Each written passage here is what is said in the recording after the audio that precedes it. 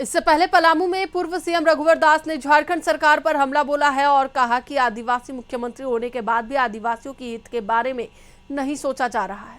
खाली बात करो, दवा का क्वालिटी भी नहीं है ना।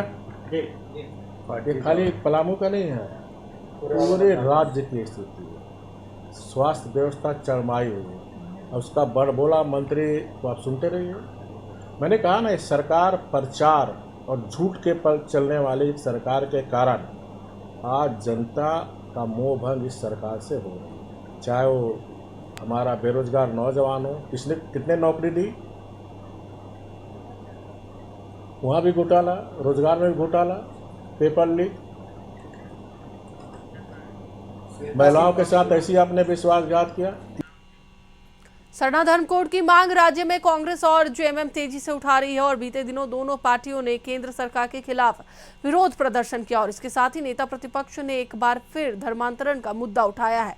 कांग्रेस ने कहा कि बाबूलाल मरांडी को धर्मांतरण के साथ सरना धर्म कोड की बात भी करनी चाहिए, लेकिन वह ऐसा नहीं करेंगे क्योंकि उनकी सरना धर्म को लेकर मंशा साफ नहीं है और अब धर्मांतरण की बात कर रहे हैं। कांग्रेस ने पूछा कि जब वह मुख्यमंत्री थे तब उन्होंने आदिवासियों के बारे में क्यों नहीं सोचा। वहीं बीजेपी बाबूलाल मरांडी की वकालत करते हुए कहा कि कांग्रेस और जेएमएम दोनों पार्टियों सरना धर्म कोड की मांग तो कर रही है, लेकिन राज्य में आदिवासी समाज की स्थिति क्या है इस पर बात करने से कतरा रही है। आदिवासी पलायन कर रहे हैं, उनका धर्मांतरण किया जा रहा है, उन्हें विस्थापित किया जा रहा है। इस मुद्दे को छिपाने की नीयत से गठबंधन ने सरना धर्म कोड की बात शुरू कर दी है।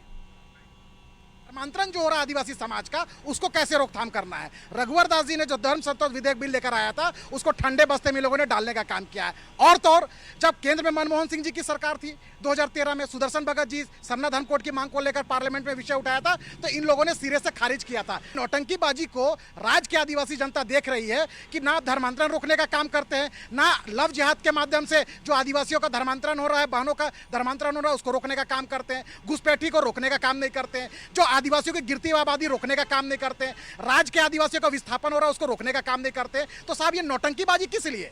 तो बाबूलाल जी ने तो स्पष्ट शब्दों इन लोगों को आईना दिखाने का काम किया है।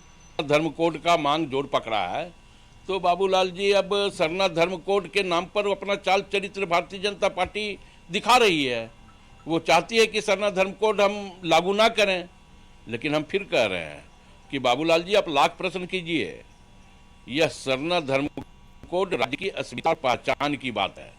7वां कॉलम बनना होगा और केंद्र की सरकार को बनाना होगा 7वां कॉलम। जिस प्रकार हमने 3 कालिक कृषि कानून वापस आए, केंद्र सरकार को घुटना